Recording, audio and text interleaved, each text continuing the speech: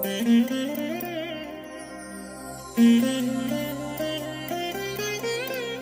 దినం పరము నుండి దిగివచ్చు మాట, ఇది నీ జీవితానికి వెలుగుల బాట, నీ ఒడిలో ఉంచబడిన దీవెనల మూట, అద్భుతాల ఆనంద ఊట. మార్చి 20 సంవత్సరమంతా మీరు బైబిల్ చదివి ముగించడానికి ఈరోజు మీరు చదవలసిన లేఖన భాగము ఉదయం యెహోషువ గ్రంథం 4, 5 మరియు 6 అధ్యాయములు, సాయంత్రం లూకా సువార్త 1వ అధ్యాయము 1 నుండి 20వ వచనం వరకు. ప్రియమైన దేవుని బిడ్డలారా, ఈ ఉదయకాల సమయంలో ప్రభు కృప మీకు తోడై ఉండునుగాక. ఎలా ఉన్నారు? బాగున్నారు కాదు? ప్రియ దేవుని బిడ్డలారా, మన జీవితంలో, మన యొక్క క్రైస్తవ నడకలో మనం అంతకంతకు వర్ధిల్లి దేవుని యొక్క నామానికి మహిమకరంగా మనం జీవించాలంటే మనం మోకాల మీదకి తప్పకుండా రావాలి. మోకాల ప్రార్థన పరలోకాన్ని తాకగలిగిన ప్రార్థన. మోకాల ప్రార్థన దేవుడు మనకు జవాబు ఇచ్చే ఒక అద్భుతమైనటువంటి సాధనం. చాలాసార్లు మనం ప్రార్థన చేస్తూ ఉంటాం, కానీ మన ప్రార్థనలకు జవాబులు రావు. ఎందుకు రావు? మన ప్రార్థనలకు జవాబులు రావాలంటే దేవుడు కోరిన విధంగా మనం ప్రార్థించాలి.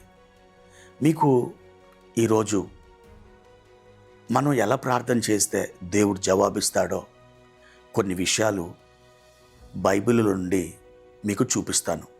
మొదటిగా మనం యథార్థ హృదయముతో దేవుని సన్నిధిలో ప్రార్థించాలి. యథార్థత లేకుండా మన ప్రార్థన దేవుడు వినడు.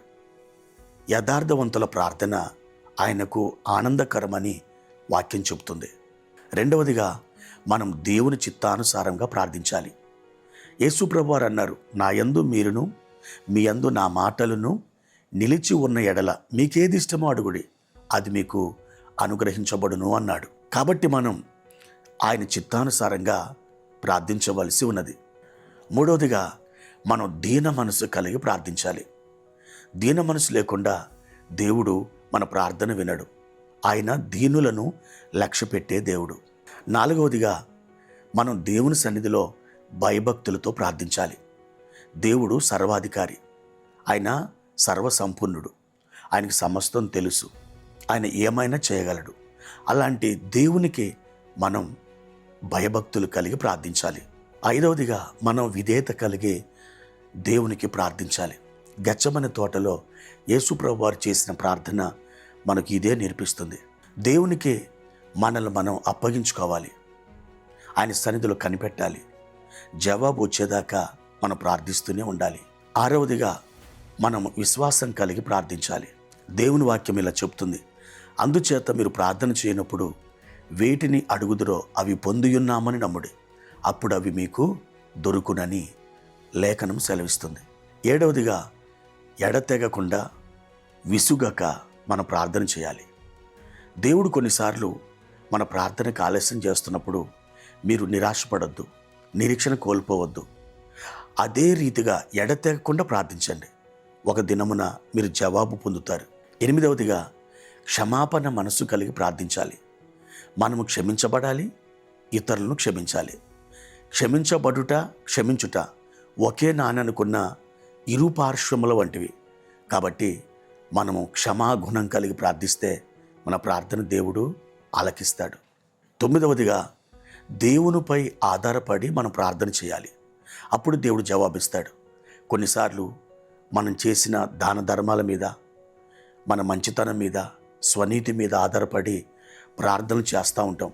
నేను మంచిదానిని, నేను మంచివాడిని కాబట్టి నేను ప్రార్థన చేస్తే దేవుడు వింటాడు అని ఎప్పుడు అనుకోవద్దు. మనం దేవుడు జవాబిచ్చేంత మంచివారం కాదు. మన మంచితనం, మన నీతి క్రియలు మురికి గుడ్డలు లాంటివన్నీ బైబిల్ చెప్తుంది. కాబట్టి దేవుని బిడ్డలారా, మనం దేవుని మీదనే ఆధారపడి ప్రార్థన చేయాలి. అప్పుడు మనం జవాబు పొందుతాం. కాబట్టి మీరు ఈ విధముగా ఆయన సన్నిధిలో ప్రార్థిస్తే నిశ్చయంగా జవాబు పొందుతారు. దేవుడు మిమ్మను ఆశీర్వదించునుగాక. ప్రార్థన. ప్రియమైన తండ్రి, మీ ఘనమైన పరిశుద్ధ పాదాలకు వందనాలు. ఈ ఉదయకాల సమయంలో మేము ఏ విధంగా ప్రార్థన చేస్తే మాకు జవాబును మీరు ఇస్తారో తేటగా మీరు తెలియచేశారు. మా నాయన మీకు వందనాలు. మా ప్రియులను దర్శించండి. జవాబు వచ్చే ప్రార్థన బిడ్డలు చేయడానికి మీరు సహాయం చేయండి. వారి జీవితాలలో మీరు పని చేయండి. ఘనత, మహిమ, ప్రభావాలు మీకే చెల్లించుకుంటూ యేసు నామములో అడిగి వేడుకుంటున్నాం తండ్రి. ఆమెన్.